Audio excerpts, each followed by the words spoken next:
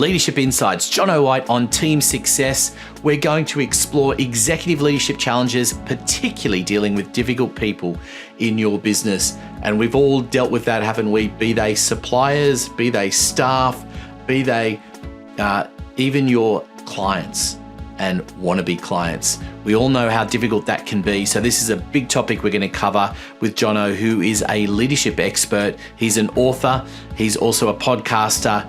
Much to explore, lots of great tips and insights for you. You don't want to miss this episode of Biz Bites. So hit subscribe and then get ready to listen in.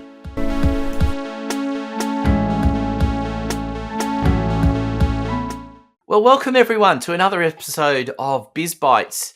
And I have a guest today that we are going to uncover a whole lot of things, including a book that sold over 10,000 copies that we want to hear more about. But firstly, let me introduce Jonno to the program. Great to be here. Thanks for having me, Anthony.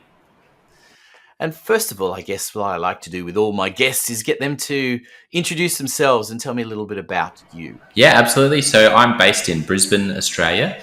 Co-founded Clarity Group Global with my wife, Liz, coming up on 9 years ago now.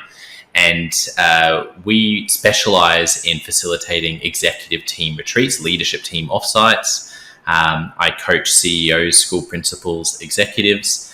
And as you mentioned in the intro, I'm the author of a book called Step Up or Step Out, How to Deal with Difficult People, Even If You Hate Conflict, which has sold 10,000 copies around the world. And I host the Leadership Conversations with Jonno White podcast, with listeners in 150 countries and 234 episodes so far. Congratulations. I love that. We're not quite that far. We're about half the amount of episodes, but, charging along. And what's fascinating about that for people who are listening in as well is that that definitely puts you well into the top 1% of podcasts, because most people in business, when they start a podcast, don't make it past about 6 episodes.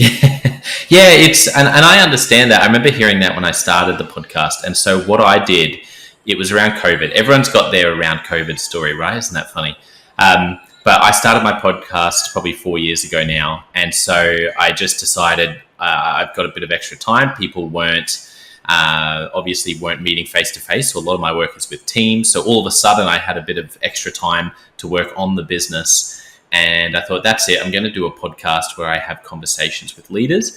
And I just booked, I went, you know what? I'm going to go to my network and book as many great leaders as I can. And so I remember one day I just booked leader after leader into my schedule. I think I had 7 interviews in that day. And these are often, 45-minute. Anyway, I learned from that. I was like, wow, that is one of the most exhausting things I've ever done in my life. But it did mean that in the first few months, I was able to get through a lot of interviews, and I learned more from that. I've learned more from my podcast than anything else I've ever done in my life. There's just something about sitting and listening intently to a leader tell their stories that, when you do that hundreds of times, I feel like there's so much now that I talk about in leadership that I link back to a guest or an episode of the podcast. I love it. I mean, it's exactly the same thing for me. It's such a privilege to be able to talk to people like yourself. But I think one of the great things is that you're constantly learning as a leader. Yes. And what a wonderful opportunity to be able to do that through the art of podcasting and sharing those conversations with other people. And those that have been listening to my podcast for a while will know that we've had some amazing leaders from all over around the world as well. As part of the program, and I learn just as much as everybody who's listening in. And you do make those little things, and it is amazing how now when you start to talk with people, you do think, oh gee, that came from an episode of the podcast where I was talking to such and such. So which is a wonderful thing to have. So let's talk a little bit about leadership, but firstly frame it for me a little bit. How did all of this begin for you? Yeah, well, the story for me is, I feel like some leaders have a story where they kind of come out of a career, or they come out of a time where they've just done everything right. They've just made every, successful move possible. And then it's, hey, come and listen to me tell you how amazing, my amazing philosophies of leadership. Whereas for me, I always start when I'm, presenting or anywhere is telling my story, which is that my background was business development and marketing, but I had this opportunity to work in a nonprofit, and I had 30 volunteers I was leading and working with young people. And so for me, that was my first opportunity. I'd had direct reports before, but it was my first opportunity where I really felt, I guess, the weight of leadership. There was something I was really pioneering. I was running. I had a group of people that I felt I needed to, envision and inspire. And so I wouldn't have articulated it this way back then. But what I now realize is I walked into it going, you know what, if I can just do an amazing job at all these, everything that I've already learned so far, and I had great mentors around me, and I was learning around dealing with young people, working with families, doing a lot of speaking. And I thought, if I can just nail each one of those and do these exceptionally well, then everyone's going to follow me into the sunset, and away we go. So a couple of months in, I remember after being on the tools, working hard, feeling like I'm improving in lots of areas of my own skill set in this role. And then I remember standing in the room with these 30 volunteers. And I had this feeling that I think a lot of leaders can identify with, based on my conversations with them, is I just had this sinking stomach feeling, like in the pit of my stomach, just this disappointment, discouragement, just like, oh no, what have I done? We hope you're enjoying listening to the Biz Bites podcast. Have you ever thought about having your own podcast, one for your business, where your brilliance is exposed to the rest of the world? Well, come talk to us at Podcasts Done For You. That's what we're all about. We even offer a service where I'll anchor the program for you. So all you have to do is show up for a conversation. But don't worry about that. We will do everything to design a program that suits you, from the strategy right through to publishing, and of course helping you share it.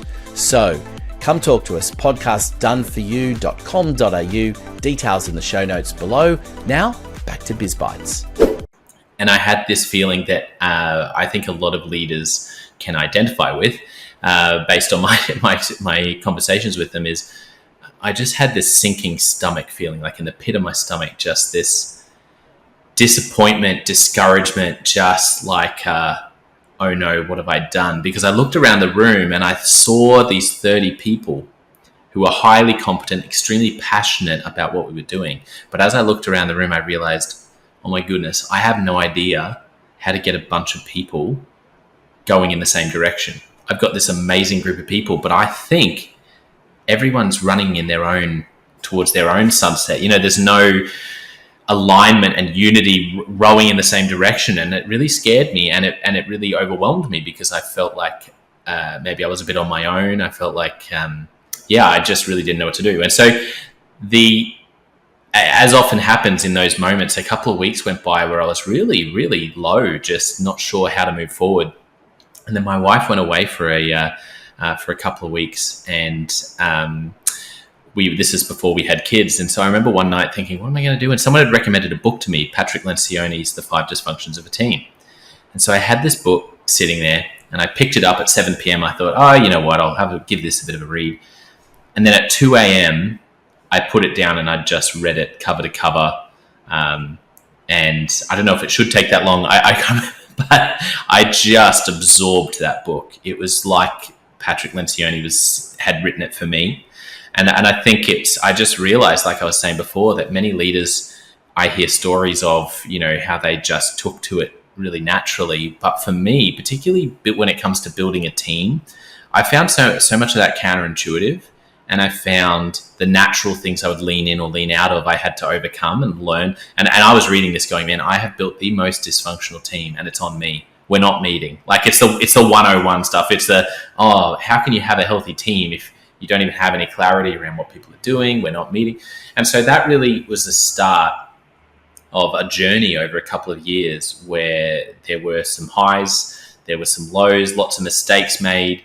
But as I just started reading and learning more about how to build a high-performing team, about how to get a bunch of people rowing in the same direction, how to cast vision and inspire people, I found myself at the whiteboard taking my own leadership team on and offsite. And more and more, every time I did that, I just felt like I was in my sweet spot.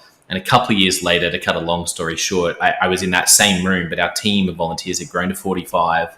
I remember having a similar moment where I looked around the room, but this time the word that I felt so strongly at the time, I just felt such relief, because this weight of leadership around how do you get a bunch of people going in the same direction. I just remember looking around and just feeling this lightness, just like this relief going, you know what?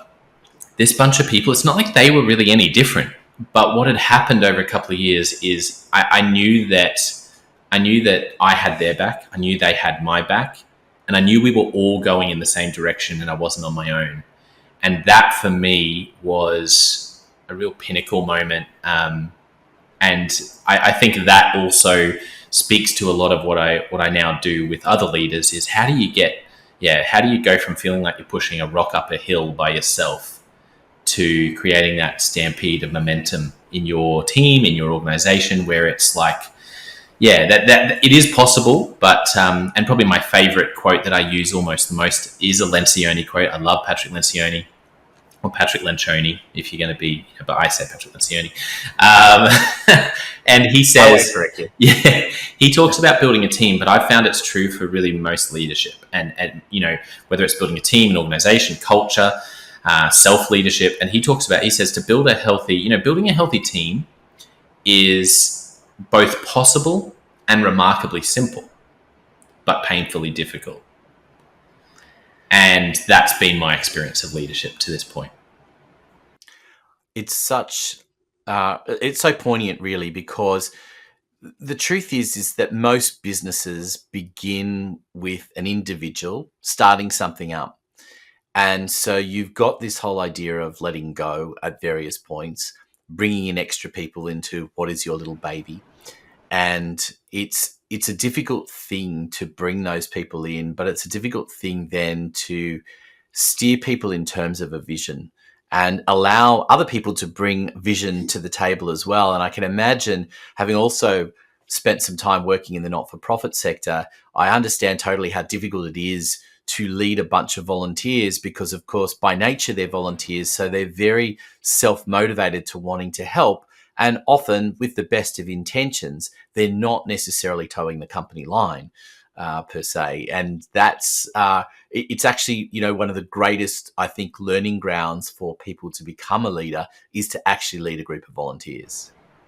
Yeah, I agree. I think I didn't realize I was diving into the deep end, but I think when you do take away that paycheck and you have someone volunteering, I think it forces you to explore things like casting vision or help, even more, because that's what you've got. That's all you've got to actually work with.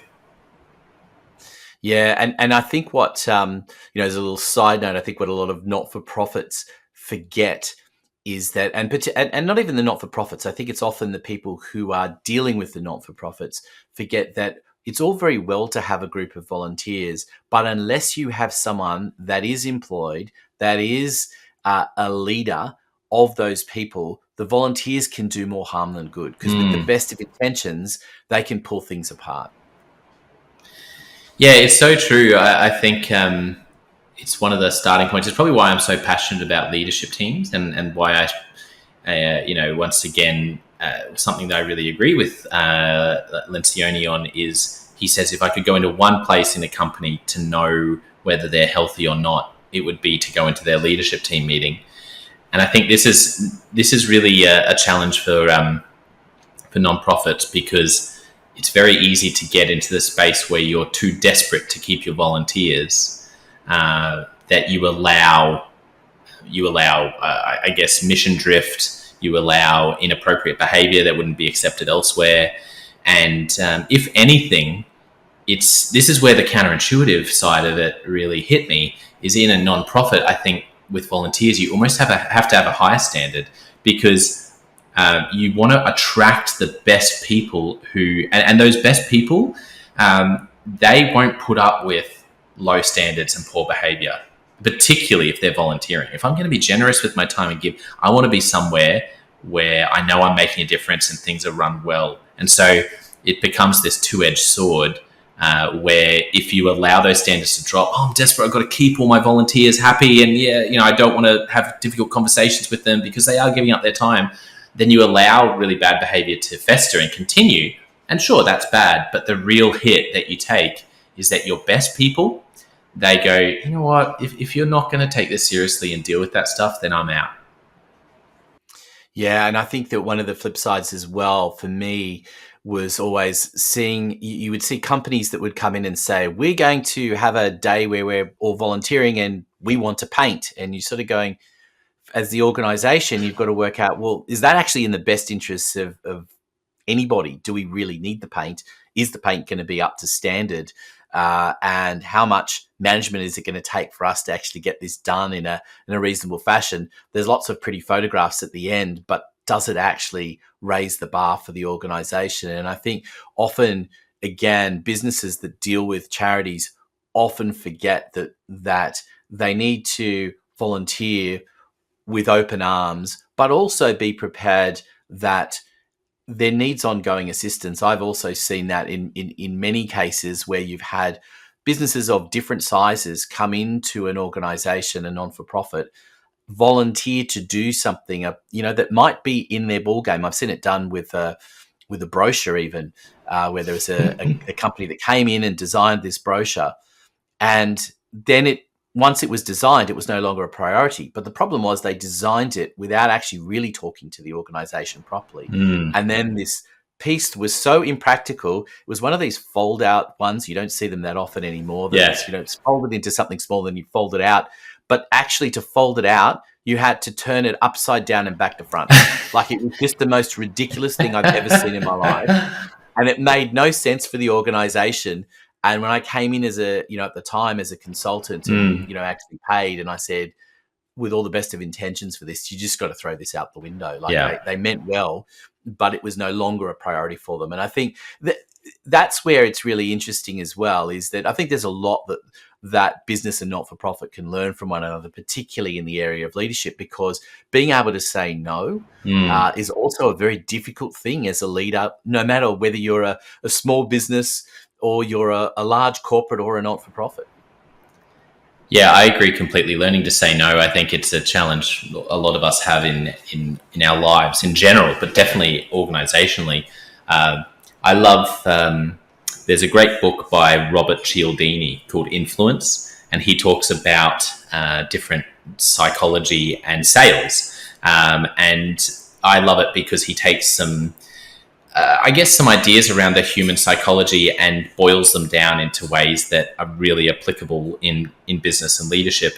And a couple of things he talks about in that book, which is just understanding human psychology and what draws us to things, which we all kind of hear about in marketing, but it's this idea of, scarcity. The more scarce something is, in supply, the more we want it. And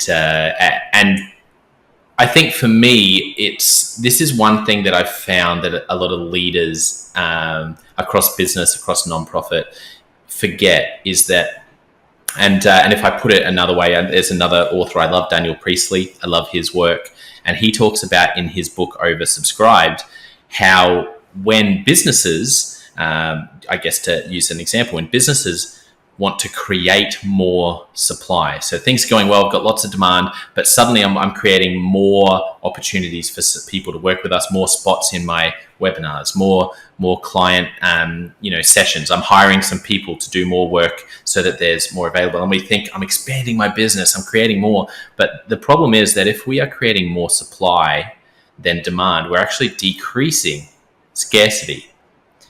And what happens, I think, in nonprofits is when you have things like volunteers, you think, I want everyone. I want anyone with a pulse, a warm body with a pulse, come and volunteer. And we think, I'm going to get more people and it's going to be amazing.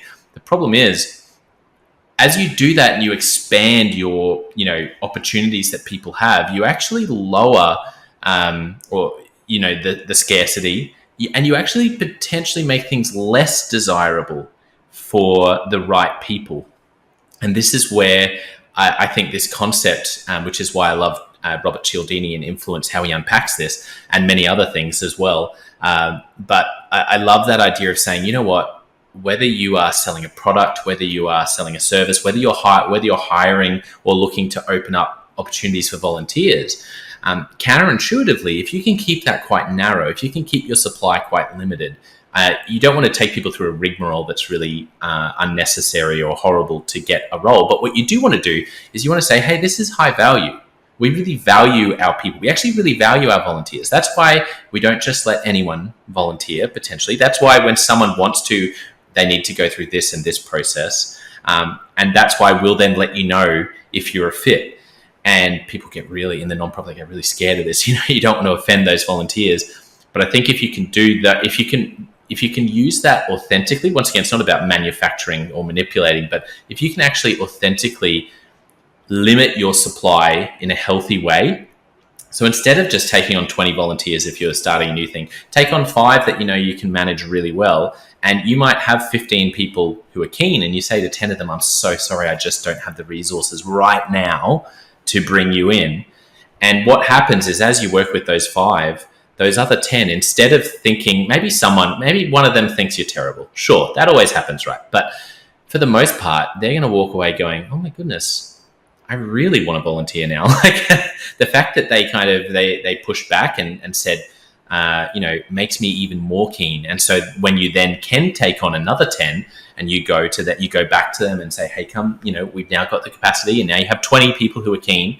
I think that idea is very foreign to nonprofits, but I think that's probably one of the most misunderstood elements of human psychology that I see leaders struggling with, because it's just, we want to create more capacity, more opportunities. And I think sometimes people don't realize that by just trying to do more, they're actually decreasing the scarcity of what they have, and therefore actually decreasing the perceived value for the people involved. Yeah, I think it's often, isn't it, that people are thinking about, right, got to spread it further and further, with the idea that, it could become cheaper and cheaper when you're talking in terms of products and spreading that. And it's the same thing with people. And, bigger isn't always better. It can be, but it isn't always. And, it's funny, we were talking before we came on air about the fact that you've got a newborn. Yes. And anyone that's had children that start to get older, and it always says to newer parents, say, just bigger kids, bigger problems. So, you enjoy it while you're there. And it's the same with business, right? It's bigger business, bigger problems. And particularly when you're dealing with people, and we've been talking about volunteers, but the same applies to staff, doesn't it? I mean, this is obviously what you're dealing with mostly with CEOs is around people who are paid to be there. And sometimes the best people, in terms of their ability to do jobs, is not necessarily the best for the team. And trying to build that team culture, we see it in sport all the time, don't we? That not necessarily the greatest group of individuals in their positions makes the best team. Sometimes you need things to work in partnership and in sync, so that you find that right blend for any given, opponent that you've got. Yeah, so true. I mean, I'm a Manchester United supporter, and if for anyone who doesn't follow the Premier League in England, they've just been the epitome the past decade of a team with so many amazing players who have not been able to do anything significant as a group. They're like the great.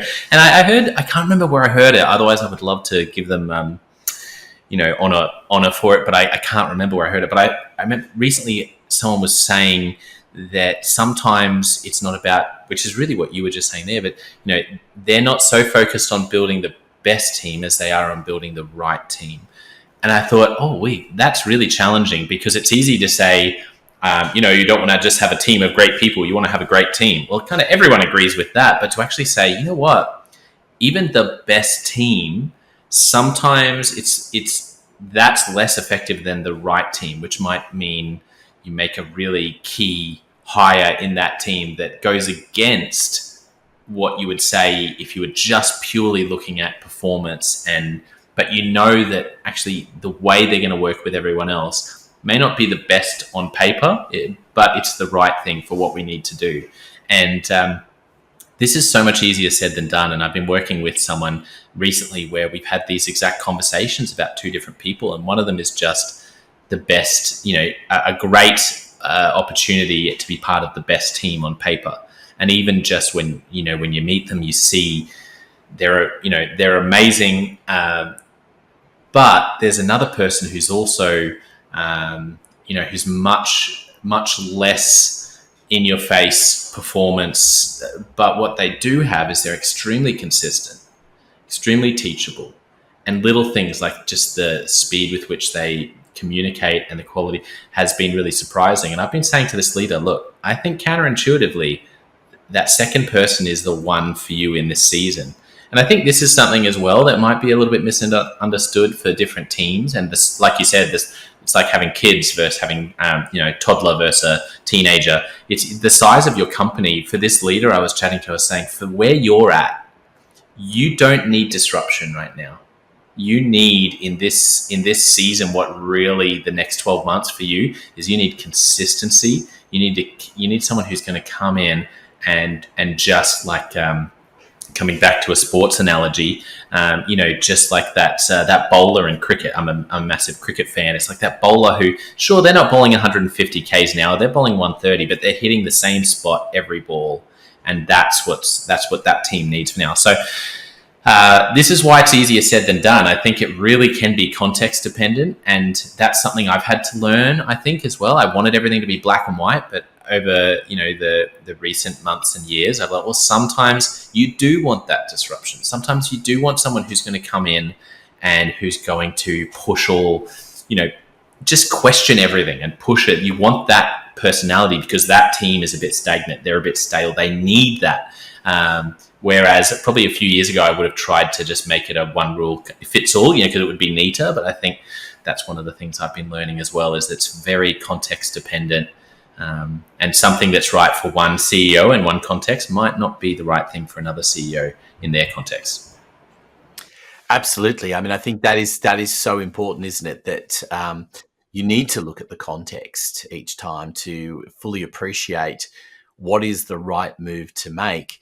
And, I found it interesting as well that, it's not just listening internally, it's listening externally. I've dealt with an organization in recent times where they made a significant change in one of the high profile, if you like, people that are front and center for the organization. And I know the founder of the organization well, and he has known this person for a long time and really loves this person. But the reaction that I've seen from everybody else around it is completely the opposite.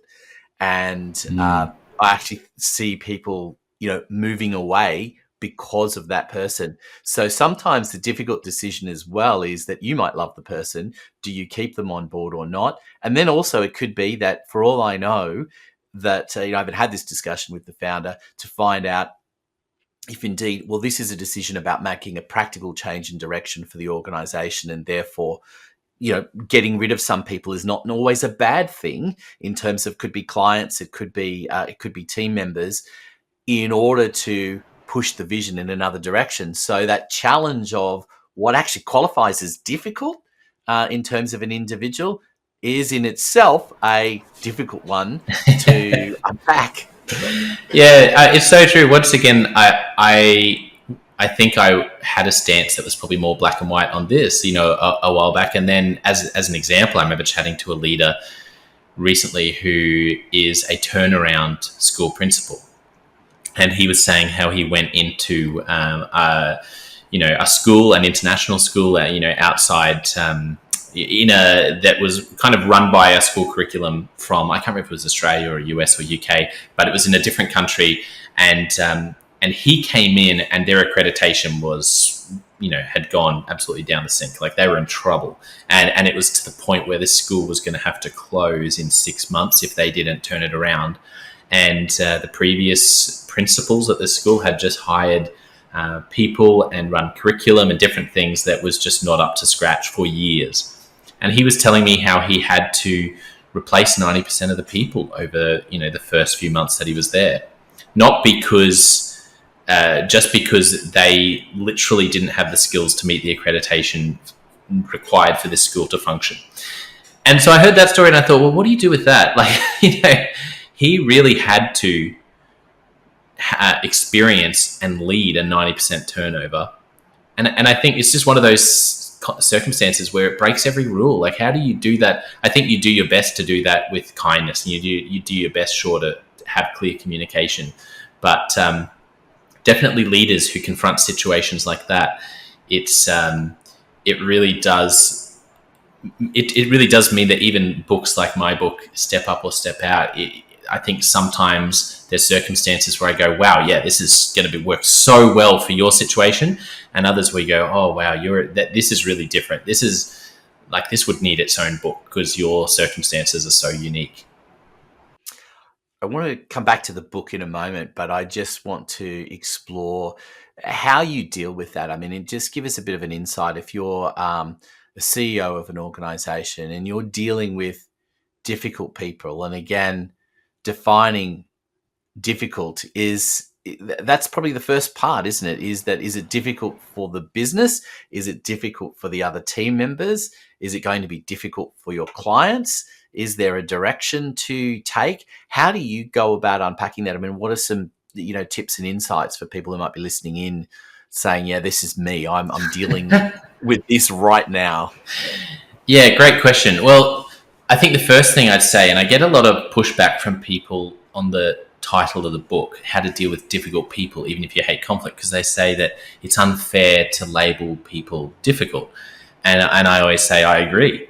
But the reason I called the book Step Up or Step Out, How to Deal with Difficult People, Even If You Hate Conflict, is because that's the language that someone in a management role or leadership role who's experiencing a challenge with someone they're leading, that's the language they use. Yet they don't they don't search how to deal with a person who has a different personality to me.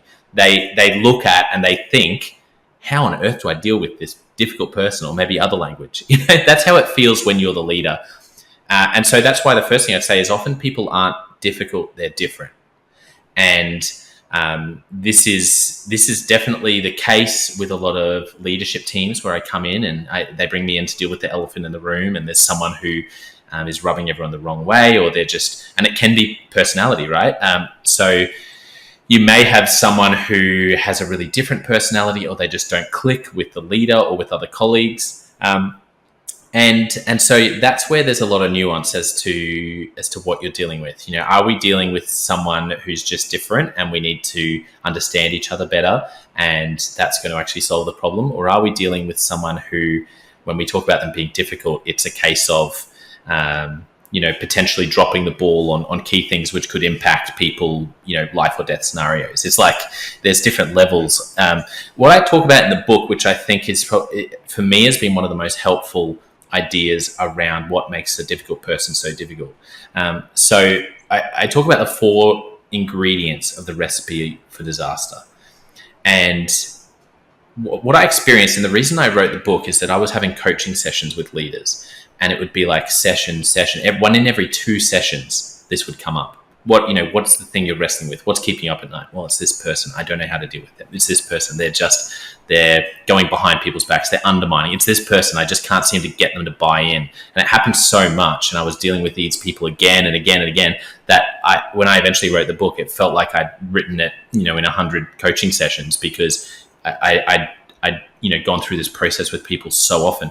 And so what I talk about in the book is how most of us, myself included, and I did this in a really shocking way that I look back at, and I had the best intentions, and most leaders do. I had a couple of people that I was finding difficult, and I thought, like I said, had the best intentions, but the 4 ingredients of the recipe for disaster, which ends up blowing up in our face when we're dealing with a difficult person, is the first thing is unclear expectations. And what often happens, and I'll get to the 4th one, which answers your question around what makes a difficult person so difficult, but I just thought I'd give this for some context. So what usually happens is a leader has someone come into their team and everything's great at the start. and so it's like, oh, I could clarify this, I could clarify that, but you know what, like they seem like a good person, and I think they got their head around it, and I've got 50 other things to do, and it could be a bit uncomfortable to talk about this or that. And so once again, best intentions. I don't want to create conflict. I don't want to create issues. I want to support this person, so I'm not going to go there and be really clear at the start. And then the second ingredient is that we pick big battles. And so what happens is little things come up. Oh, okay, oh, wow, that behavior, that's the third time I've heard about that now. But I don't want to put them out. I don't want to micromanage. I'm not going to go there. I'm not going to have a conversation. And I see this all the time. And over 3 months, 6 months, 2 years, sometimes a leader doesn't go there, but it snowballs. And so finally something happens, whether it's something circumstantially, whether it's one of your best people going, oh my goodness, you need to deal with this, or whether there's some trigger in the leader where they just hit a point where they're like a volcano and they're like, I have to deal with this. And so what happens is this 3 months, 6 months, 2 years of little things turns into a big one-off meeting, a big one-off battle. And that leads us to the third ingredient, right? So the first ingredient we started with unclear expectations. Well, they're not as clear as they could be, to be really clear. The second thing that we've got is we're picking a big one-off battle, not intentionally, but that's how it ends up happening. It snowballs. And then the third one is we just throw in there the element of surprise. And the problem with the element of surprise is any time, and I'm getting more and more sure of this for leaders, this is one of my ultimate litmus tests for any leader. You walk into a meeting with one of your people and you say something, do something 10 minutes in, and they have that look on their face or say back to you like, oh, whoa, I had no idea where this is coming from. And they're shocked and they're surprised. You've got a problem. Like that's a big red flag to go back to the beginning, to unclear expectations, because there's this great word someone on my podcast shared with me, and I can't remember what the word is in Korean, but it means a combination of surprised and ambushed. And it's like that feeling when I'm surprised, but also you're ambushing me on this. And so you can imagine you've got the leader, myself included. When I did this, I start with some unclear expectations. I have the best intentions, but I end up getting to a point where I'm like, that's it. I'm going to sit them down and have a chat with them. And then I completely ambush them with my, which to me, it might not be a big deal. And I think they must know that they're doing this, right? Like, come on. They're the three. But the fourth ingredient is the difference between someone that is really easy to run this process with. And I'd say 95% of people that you do the process from my book with will either step up and change their behavior or step out and actually leave the organization within 4 weeks. And I know that seems really fast, but that has a lot to do with the human capacity to handle accountability. Like we just won't put up with someone calling us on our behavior in transparent, kind, clear ways for very long. It's way shorter than we usually expect. But what makes a difference is the fourth thing is unrealistic expectations. And unrealistic expectations, not from me, but from the other person. And I believe this is ultimately what makes truly difficult people so difficult. And any leader or any person who says, no, there aren't difficult people, it's just all about how you work with them, has never worked with a truly difficult person. I'm convinced. Because they are out there. And this is where you start looking at things like a victim mentality. So you're going back to family of origin and someone who turns every situation into I'm the victim. You start looking at things like potentially personality disorders. There's a great book called High Conflict People. And I was just like, oh my goodness, this is so true. I've never thought of it this way. But there are people that just everywhere they go, you look at their Henry Cloud, an author, talks about the wake that people leave behind them like a boat. And it's like you look at the wake that a leader has and you think, or even a person in teams, you're like, wow, the water behind you is choppy. Like there is a massive wake behind you versus someone who is smooth. And you look back and you think, wow, they've really dealt well with people. And the problem with unrealistic expectations is that someone who has unrealistic expectations often gets triggered very easily. And if someone's getting triggered very easily, then when we're triggered, we're irrational. And so anyone who's tried to rationalize with someone who's in an irrational state knows how stupefying that is and how frustrating it is. And the reason it's so frustrating is you cannot rationalize with someone who's in an irrational state. Like it says it in the title. So when someone is, the thing that makes people truly difficult is if there's really unrealistic expectations there. And that for a leader is incredibly challenging because they're seeing things through a lens that seems completely irrational and probably is completely irrational. And so my ultimate advice to leaders, wherever you can, is not to hire difficult people as much as you can, because truly difficult. Like if you get that gut feeling or you hear some stories. I remember this happened to me once where another leader who'd led someone shared, oh, I did find that they did this and this, are you sure you want to hire them? And I was like, no, they're going to be great.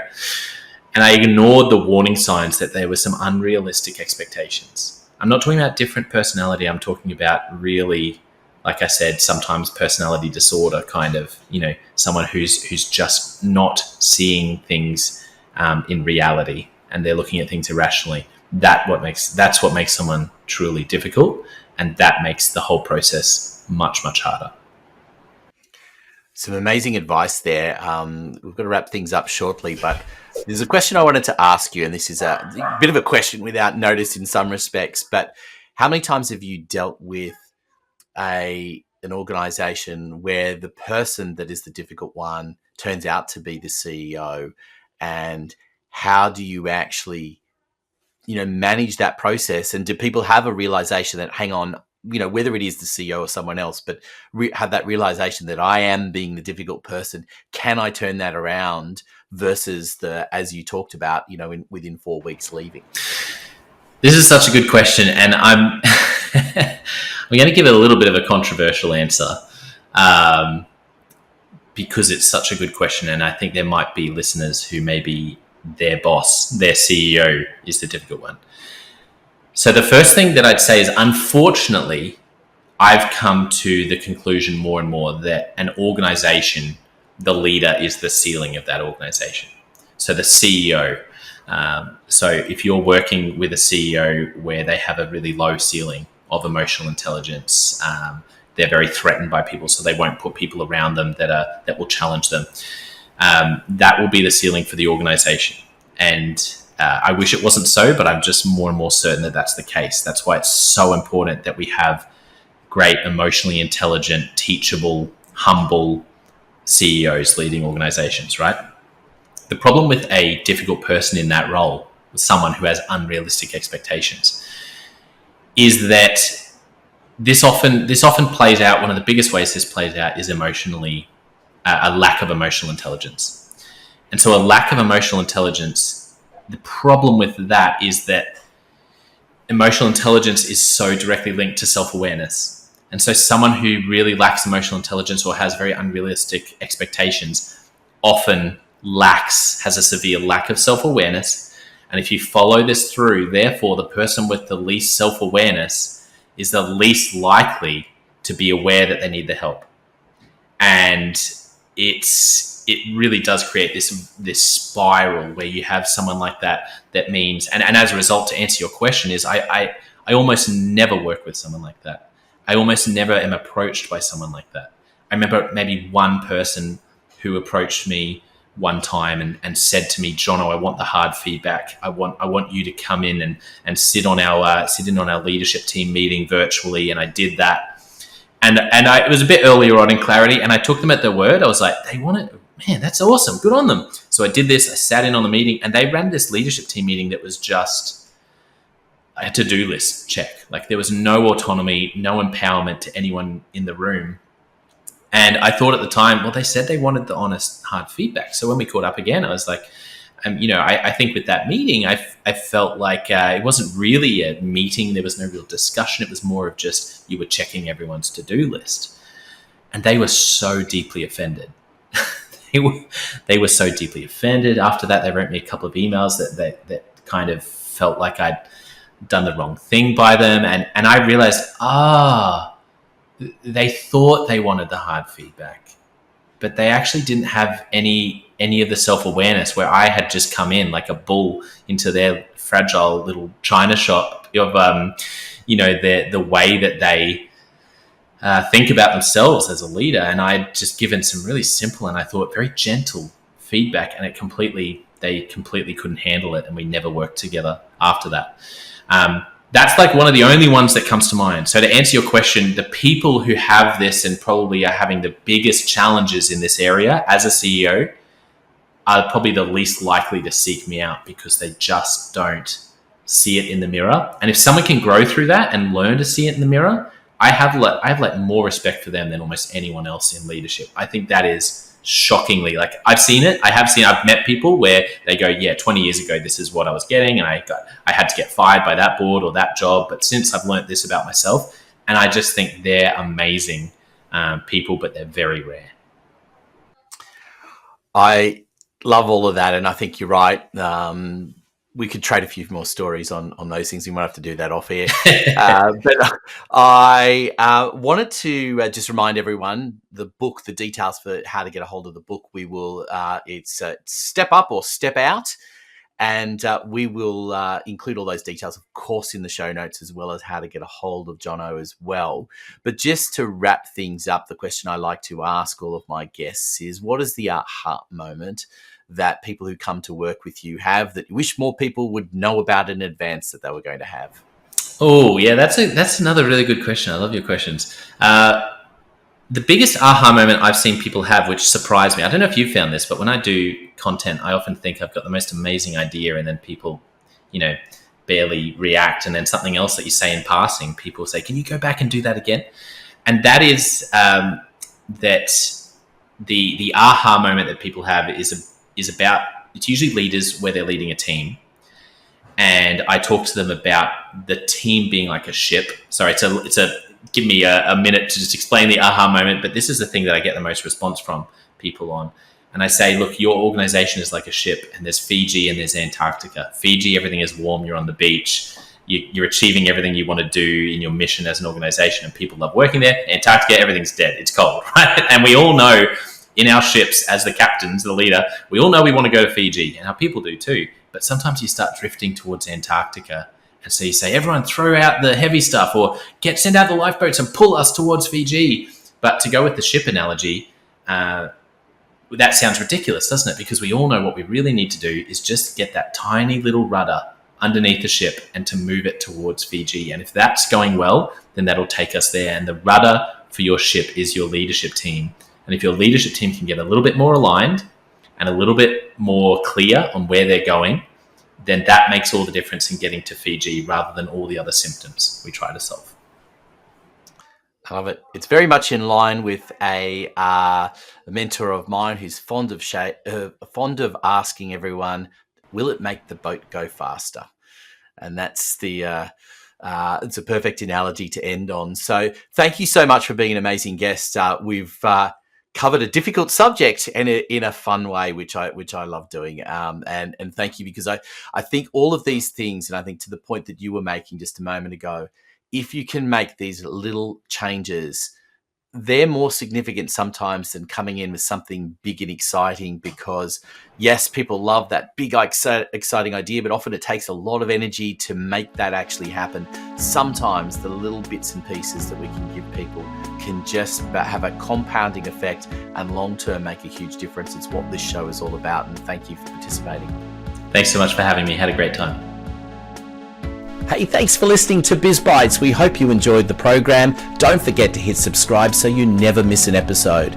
Biz Bites is proudly brought to you by Podcasts Done For You, the service where we will deliver a podcast for you and expose your brilliance to the world. Contact us today for more information. Details in the show notes. We look forward to your company next time on Biz Bites.